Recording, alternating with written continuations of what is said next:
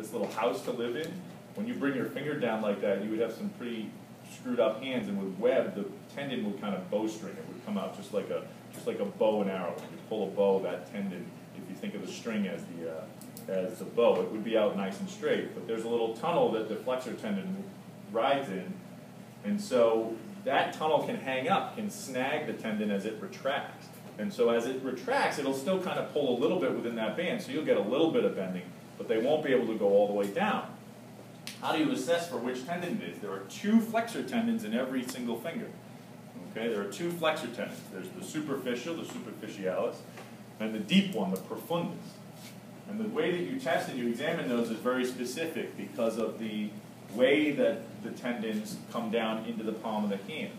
The profundus tendons all work together, such that if you have a tendon injury to the profundus, typically when you ask them to flex their fingers, all of their fingers will still come down. And so in order to test for the profundus, you have to isolate that.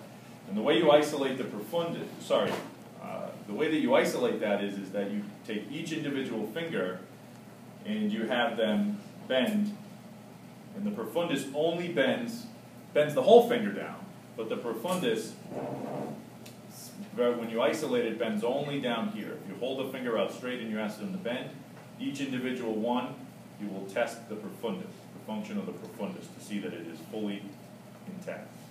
Okay? Now, because the profundus goes all the way down to the end of the fingers, you can just have profundus tendons and your hand will clench down. Might be weak, but your hand will clench down. So how can you tell if you have a superficialis? The superficialis tendon only comes down this far and only bends here. Only bends the proximal, or closer to the body, interphalangeal joint. But you need to isolate to be able to tell the difference between which one is injured, because the prognosis is different and the treatment is different. But how do you test for that? If the profunduses are all working and you just want to test to see if it's superficialis and you tell them to flex, the profundus is going to work and it's going to take it out. So you need to take the profundus out of the game, as we say. And the way you do that is that you have to hold out the other fingers in order to be able to isolate the superficialis. And then you have them flex each individual finger. You don't have to worry about the thumb. The thumb is a separate digit. It's not a finger. We're just talking about fingers now.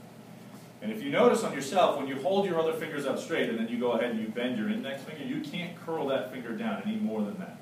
And you can then kind of play with the end of your finger there, and it kind of feels a little bit floppy. The reason for that is that you completely eliminated the ability of that profundus. The other profundus tendons need to be able to curl down in order for them all to work. And if you're holding these fingers out straight, the profundus tendon in this finger here can't fully contract. And so it can't make the end of that finger curl down, no matter how hard you try. Okay?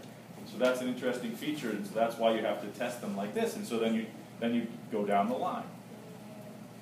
And you test each individual finger all the way down while you hold the other ones out straight. Okay? And that's how you test for the superficialis tendon. And of course, if you were to, you can do this on your own for party tricks or whatever it's worth. But if you just bend your finger down like this and keep your other 3 fingers as straight as possible, you can flick that finger there, and it's almost like it's dead. It's totally out of your control.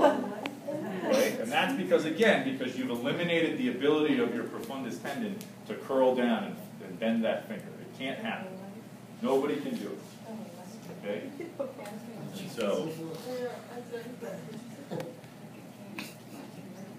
so some people can't, right, some people are tight and can't keep their fingers up quite enough like that.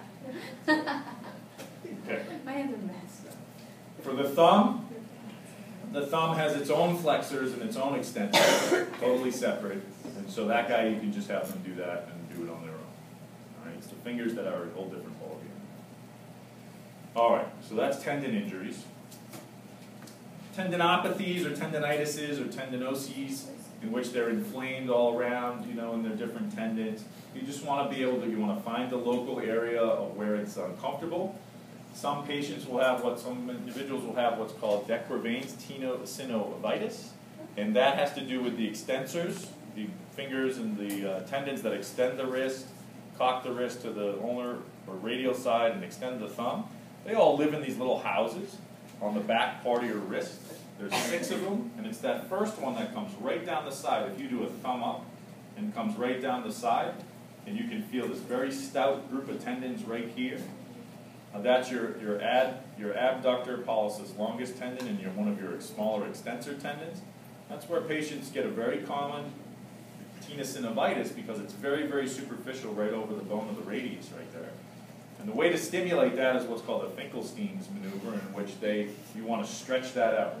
And you put the thumb in the palm, and then you support their wrist while you ask them to bend their wrist into ulnar deviation, and it's extremely painful.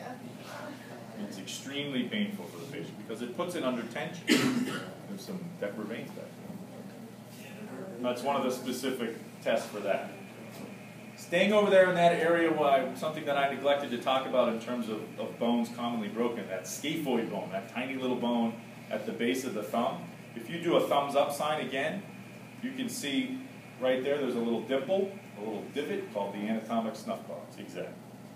Between the snuff box, which is your first dorsal compartment, your dequivans compartment, and your second dorsal compartment is right in where you can put your thumb in, and you can push right on the pole of the scaphoid. And it's typically easier to feel as you ulnarly deviate. It comes a little bit more prominent as you do that. If you radially deviate, you get a little bit too much tissue there and it kind of sinks in. Another thing you can feel in there is actually the radial nerve. The radial artery.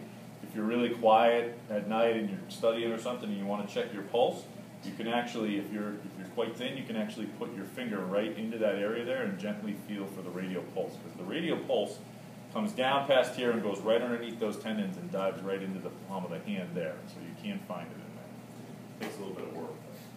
The other place to feel the scaphoid bone is right over the front part of your hand here. Come right down your thumb past the thicker muscles of your thenar, again, your thenar eminence, and you'll feel a little prominence right there. That's the proximal pole of the scaphoid, and you can put a finger right on there and feel it. Okay. And if you cock your wrist one way or another, you'll notice that when you cock it into ulnar deviation, it disappears a little bit. That's because as you move side to side, your carpal bones rotate. And so as you go side to side with that, it disappears a little bit, and as you come back radially, it becomes more prominent. In some individuals who, usually they're older individuals, but sometimes you can see it in golfers or bowlers, they can get some thinning or some looseness of the ligaments in their hand and get what's called instability of their carpal bones. And one of the bones that becomes most unstable for them is the scaphoid bone. And this, if you put your finger on their scaphoid pole up front and have them go back and forth, you can feel their scaphoid clunk.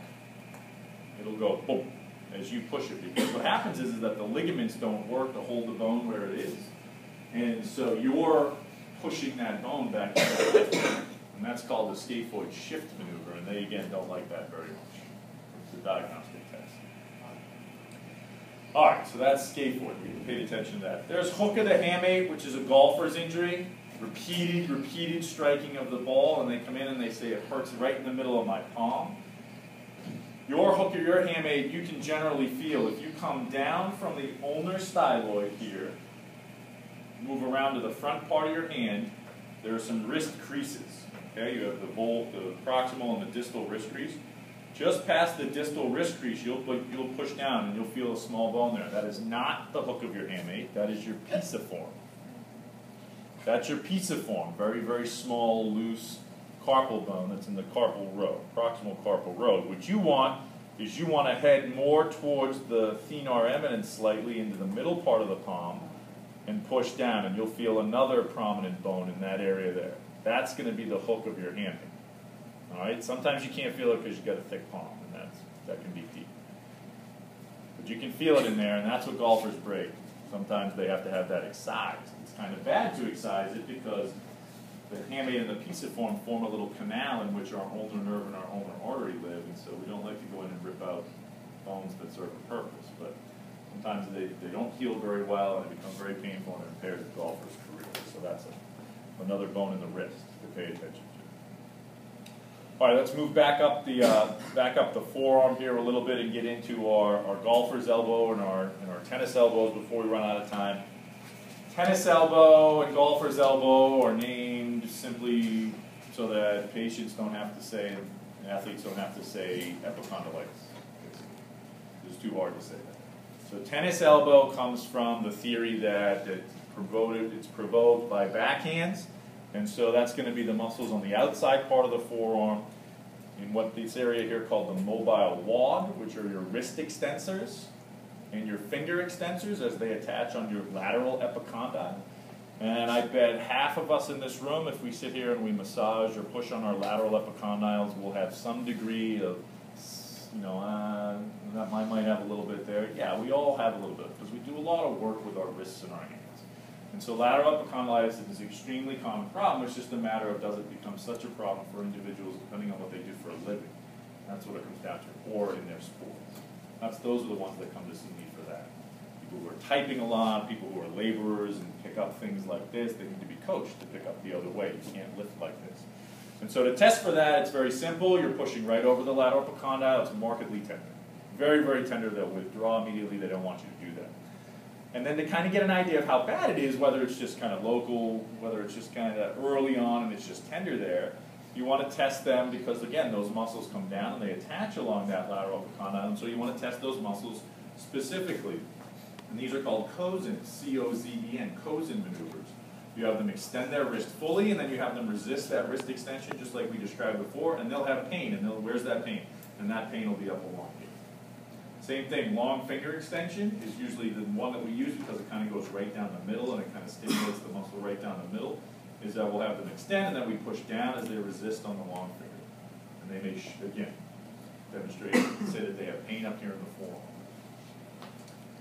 On the inside part, on the medial epicondyle, is your golfer's elbow, taking big chunky divots, puts you in a little bit of valgus stress. And we'll pull on the epicondyle right there. Most of us don't have as much tenderness over there. Muscles that attach over here are what's called the flexor pronator mass, for obvious reasons. It's where the flexors and the pronators attach. So we can test obviously with direct stimulation and direct palpation there, followed by testing finger flexion, wrist flexion, and then we can also test their pronation. They're less likely to be bothered by the pronation than they are by the finger flexion, because the pronator attaches quite deeply and may not be as involved yet. So those are your epicondylitis there. Another thing that's very, very subtle, but sometimes can be found, mostly in athletes with large forearms, and again with racket sports individuals where they're using a lot of forearm muscles and a lot of rotation. We got back to that before, that AIN nerve, the anterior interosseous nerve, or OK nerve, which can give you some deep-seated pain in the forearm. Well, there's another guy around there called the posterior interosseous nerve, and that can also give very deep, deep, deep pain in the forearm. And then a cousin of that nerve there from the radial nerve, and then that nerve can be compressed up here in the elbow, and very, very commonly we misdiagnose lateral epicondylitis for what's called radial tunnel syndrome. Radial tunnel syndrome is, again, deep, deep pain inside the forearm up here. And it can be stimulated, and it usually occurs as a result of in individuals who have large forearms or who use their forearms to do a lot of work. So any wrist motion or any pronosupination motion, that's a lot. You have plumbers, carpenters, laborers who do a lot of twisting and stuff like that, a lot of lifting like this. Golfers too, because they're always pronosupinating through their swing, and racket sports individuals as well. This deep, deep kind of achy pain. And unfortunately for that, there isn't an easy way to diagnose that. It's a diagnosis of exclusion. You've excluded epicondylitis, you've excluded other issues inside the elbow. But it's a common diagnosis enough that it should be raised and you should consider it. All right.